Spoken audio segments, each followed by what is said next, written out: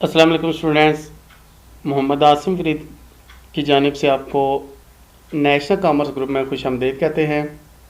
Students, आज हम economics में chapter price and output determination में टॉपिक, बहुत ही इम्पोर्टेंट टॉपिक, मोनोपोली और इसके दो केस डिस्कस करने जा रहे हैं, जिनको हम नाम देते हैं सुपर नॉर्मल प्रॉफिट और फिर नॉर्मल प्रॉफिट।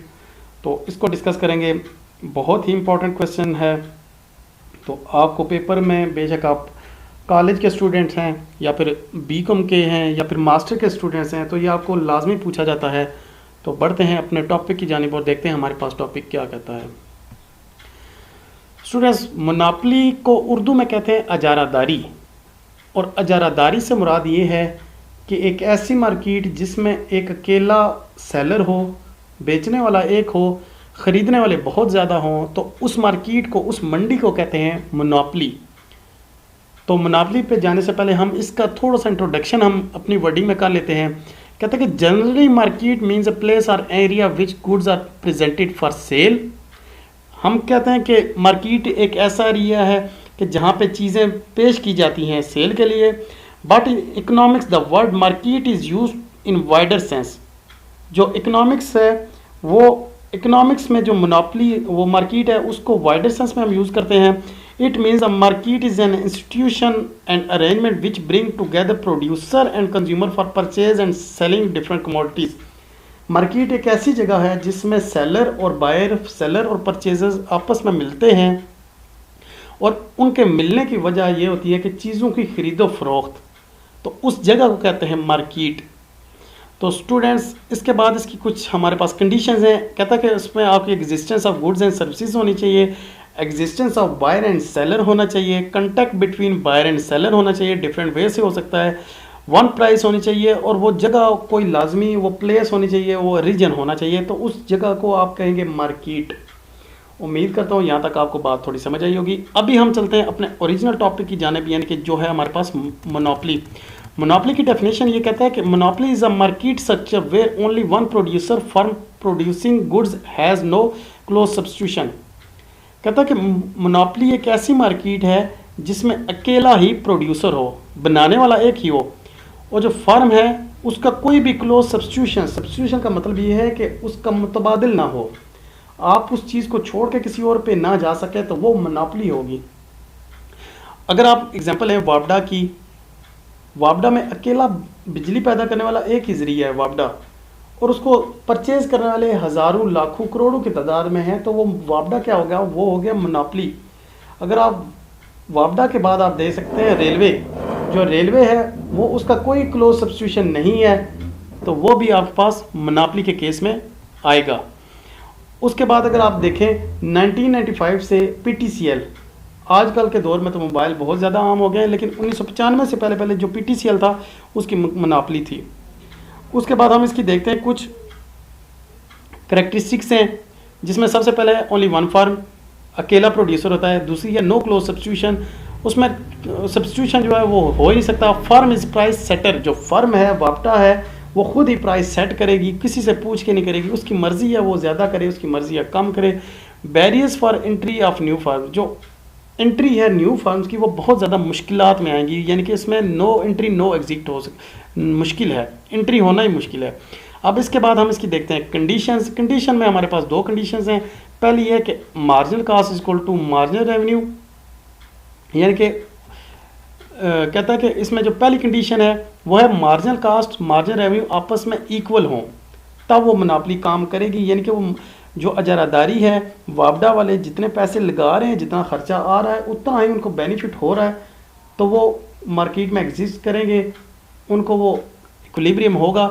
अब दूसरा क्या है? दूसरा कहता है कि मार्जिनल कास्ट जो है वो कर्व करे मार्जिनल रेवेन्यू को from its below. Marginal cost कम हो जाए, मार्जिनल रेवेन्यू ज़्यादा हो जाए, या आप इसको दूसरी एग्जांपल में ले सकते हैं कि marginal revenue greater then marginal cast. तो ये भी आपके पास सफिशिएंट कंडीशन है, यानी कि कास्ट कम आई, रेवेन्यू आपको ज़्यादा मिला, तो ये आपके पास सफिशिएंट कंडीशन होगी। तो स्टूडेंट, हमने जब फर्म का रेवेन्यू का टॉपिक किया था तो उसमें परफेक्ट कंपटीशन और मोनोपोली का हमने टेबल भी किया था और ग्राफ भी किया था। तो ये ग्राफ जो हमारा डिक्रीजिंग डिके में है, तो ये हमने उसी जगह से डिराइव किया था जब हमने प्राइस को रखा था 10, 9, 8, 7, 6। उसके बाद आपकी टोटल रेवेन्यू ज़्यादा हो गई थी, लेकिन एवरेज रेवेन्यू और मार्जिन रेवेन्यू वो डिक्रीज़ हो गई थी। इसलिए हमने एवरेज रेवेन्यू और मार्जिन रेवेन्यू को हमने डिक्रीज़ किया, लेकिन हमने यहाँ पे टेबल को और डायग्राम को डिस्कस नहीं किया। हमने बस आपको यही बताना था कि ये उसकी मोनोपोली की बेसिक डायग्राम है। अगर ये डायग्राम किस तरह से हमारे पास आई है तो आप हमारा 2-3 लेक्चर्स पहले का टॉपिक आप देख सकते हैं, जो है फार्म का मोनोपोली का कैसे डिराइव होती है, उसकी रेवेन्यू का और परफेक्ट कंपटीशन का रेवेन्यू का जो डेरिवेशन मेथड है वो आप कर सकते हैं। स्टूडेंट, इसके बाद हम इसकी पॉसिबिलिटी देखते हैं। पॉसिबिलिटी जो मोनोपोली में है वो 3 पॉसिबिलिटीज़ हो सकती हैं। जो हमने किया था परफेक्ट कंपटीशन उसमें 4 थी। मोनोपोली में है सुपर नॉर्मल प्रॉफिट, या इसको आप नॉर्मल प्रॉफिट भी कहते हैं, दूसरा है नॉर्मल प्रॉफिट और तीसरा होगा हमारे पास नॉर्मल लॉस।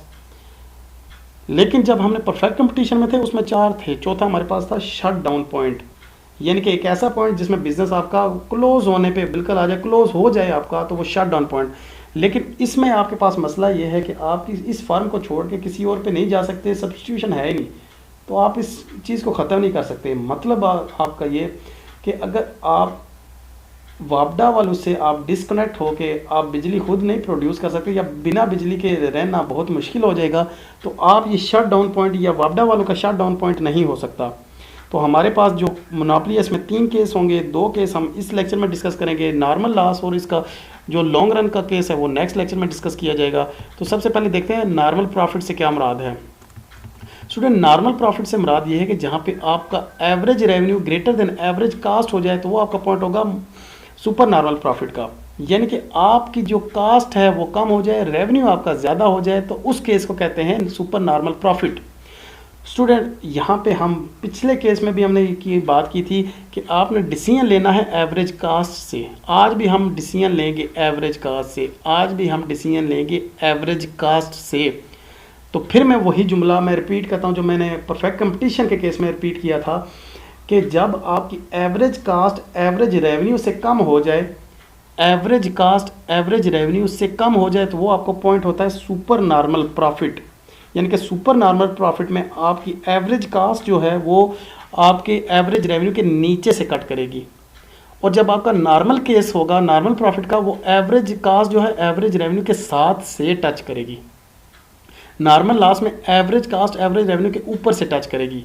चूंकि हम इस केस में हम कर रहे हैं सुपर नॉर्मल प्रॉफिट, तो एवरेज कास्ट जो है ये एवरेज रेवेन्यू की ये वाली लाइन है, इसके आप नीचे से जब कट करेंगे तो आपके पास आ जाएगा सुपर नॉर्मल प्रॉफिट।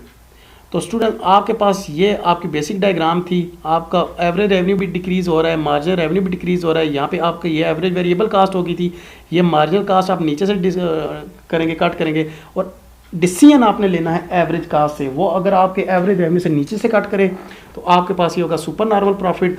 तो इसमें आपके पास 2 कंडीशन होगी, एक होगी नेसेसरी कंडीशन, दूसरी होगी आपके पास सफिशिएंट कंडीशन।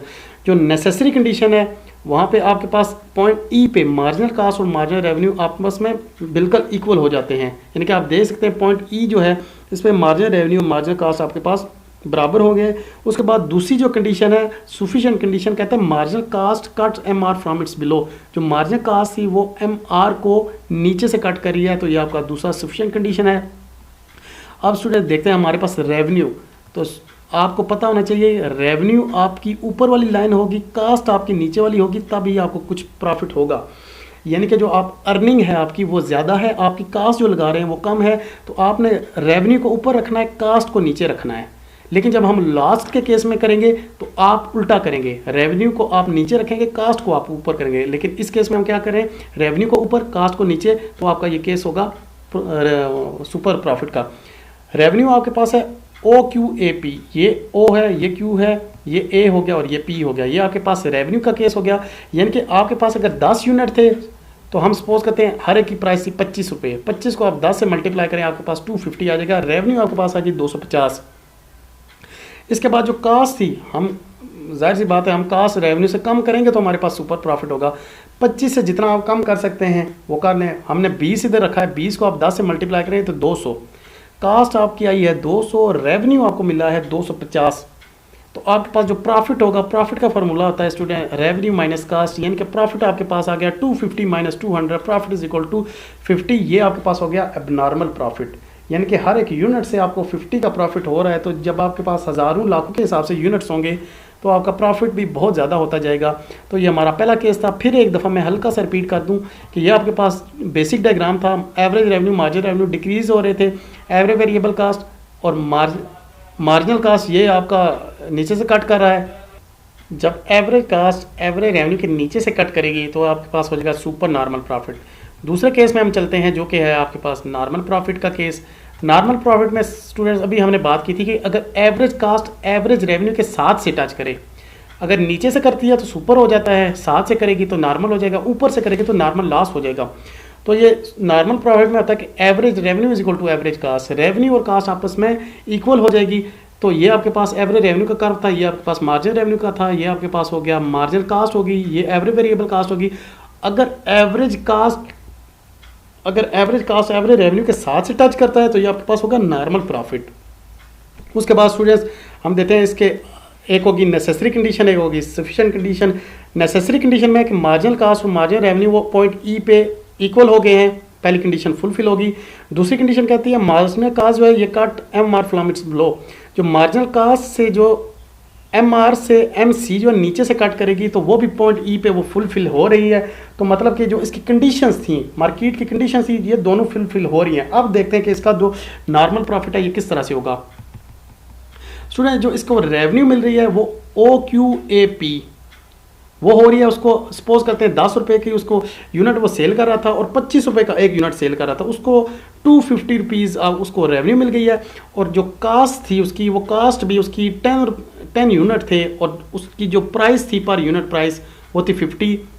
रेवेन्यू उसको मिल रही है 250, कास्ट उसको मिल रही है 250। अगर हम प्रॉफिट की जानिब जाएँ, प्रॉफिट का फॉर्मूला होता है रेवेन्यू माइनस कास्ट, और प्रॉफिट उसको आएगा 250 minus 250, profit is equal to 0। तो यहाँ पे आप सोच रहे होंगे कि प्रॉफिट तो उसका हो गया 0, तो ये नॉर्मल प्रॉफिट कैसे हो गया। तो स्टूडेंट जब एक फर्म काम करती है तो 0 profit means organisers already profit as a reward of his services.